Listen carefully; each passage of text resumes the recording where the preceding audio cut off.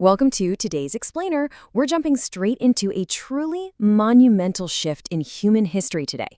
We're talking about a leap that took us from the agonizing limits of manual arithmetic all the way to a mechanized system of math that, quite literally, unlocked the entire globe.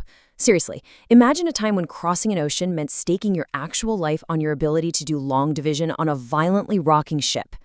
So it begs a fascinating question, right? How exactly did an abstract mathematical cheat code, something most of us probably just associate with high school algebra, actually save lives during the age of discovery? Well, as we're going to see, this wasn't just some theoretical breakthrough.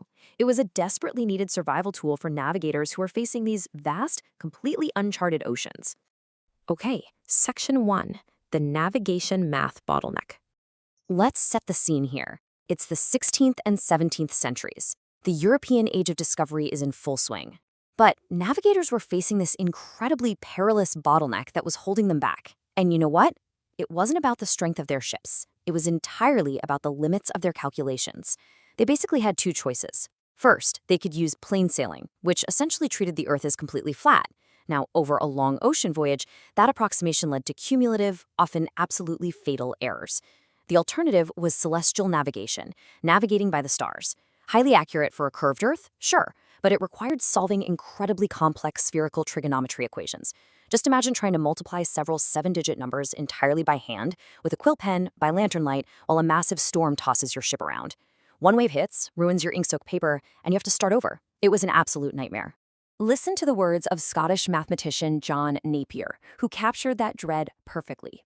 He wrote that there is nothing so troublesome to mathematical practice than the multiplications, divisions of great numbers, which besides the tedious expense of time, are for the most part subject to many errors.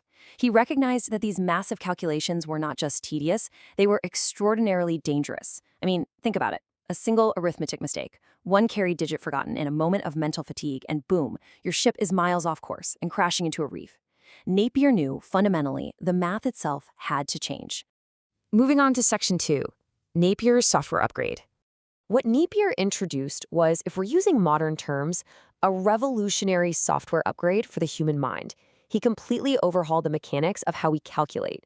After 20 years of meticulous secretive labor, he published his concept of logarithms in 1614, and his system did something truly magical for its time.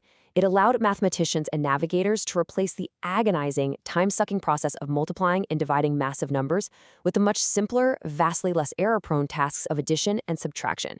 He essentially built a mathematical hack to shortcut the heaviest mental lifting. Just think about the sheer elegance of how this works. That magic equation turns an exponential nightmare, multiplying two massive complex values, into a simple, straightforward linear addition problem. You just look up the numbers in Napier's printed tables, add their logarithms together, and look up the result. That's it. It effectively industrialized the entire mathematical process. All right, Section 3, Mechanizing Math, Gunter's Rule. Now, tables in a book are amazing, but they are still just ink on paper. The next crucial step was taking this abstract software and turning it into practical, usable hardware. Edmund Gunter, a professor of astronomy at Gresham College in London, understood exactly what working navigators actually needed.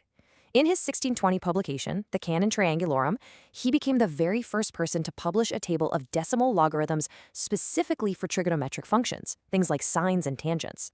By doing this, he gave sailors a single resource where they could calculate the complex ratios of stars and angles without needing to frantically bounce between different incompatible books. But Gunter didn't stop at books. He realized this whole logarithmic principle could be expressed physically. So in 1623, he created a 2-foot wooden instrument that became known simply as the Gunter. By engraving logarithmic scales right onto a solid piece of wood, he created a device that wouldn't warp, wouldn't easily break, and definitely wouldn't turn to mush when hit by a rogue wave. It was brilliant, and it became the standard navigational computer for the next 250 years. To actually use this physical rule, a navigator didn't sit around writing out equations. No, they took a pair of brass dividers, kind of like a drawing compass, and they physically measured the distance between two numbers on the num scale.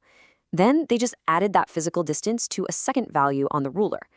The final resting point of the dividers gave them their answer. They quite literally turned abstract arithmetic into the physical action of measuring lengths. Let's dive into Section 4, Solving the PZX Triangle. So we have the software, And we have the hardware. The ultimate killer app for this technology was fixing a ship's position using a massive imaginary sphere surrounding the planet, the celestial sphere. To figure out exactly where they were floating under that sky, sailors had to solve a spherical triangle mapped directly onto the heavens themselves. This invisible triangle up in the sky is made of 3 key points.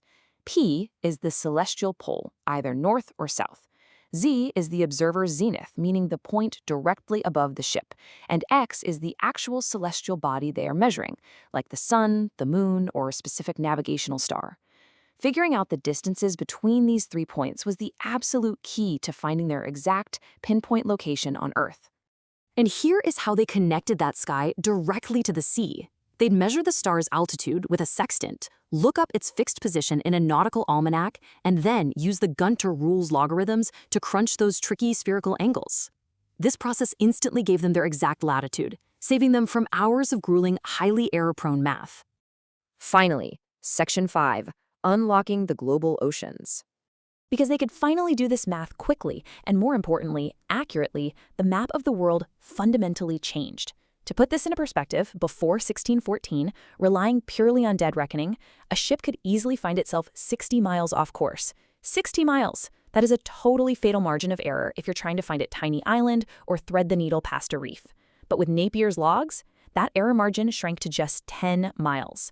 And by the time we hit the 1760s, combining logarithms with the precision of the sextant and the complex lunar distance method, that accuracy got down to an incredible 1 to 2 miles. That is just a massive, life-saving leap in precision. Logarithms did so much more than just speed up basic arithmetic. They entirely democratized high-level math, putting the computational power of elite university astronomers into the calloused hands of common sailors. They were the engine that eventually made finding longitude possible. By eliminating long division, they protected those sailors against deadly human error. And think about this. Gunter's scale eventually evolved into the modern Snide rule, and this logarithmic standard held strong for over 350 years, right up until the dawn of GPS. It quite literally enabled the global economy as we know it today. I'll leave you with this final, somewhat provocative thought to ponder. If John Napier hadn't dedicated 20 years of his life in the early 1600s to engineering this mathematical cheat code, would human exploration have simply hit a wall? Would we have just stalled out at the edge of our own computational limits? It's pretty incredible to realize just how much of our modern, fully mapped world is owed entirely to the mechanization of arithmetic. Thanks so much for joining me on this explainer, and keep exploring those amazing connections that built our world.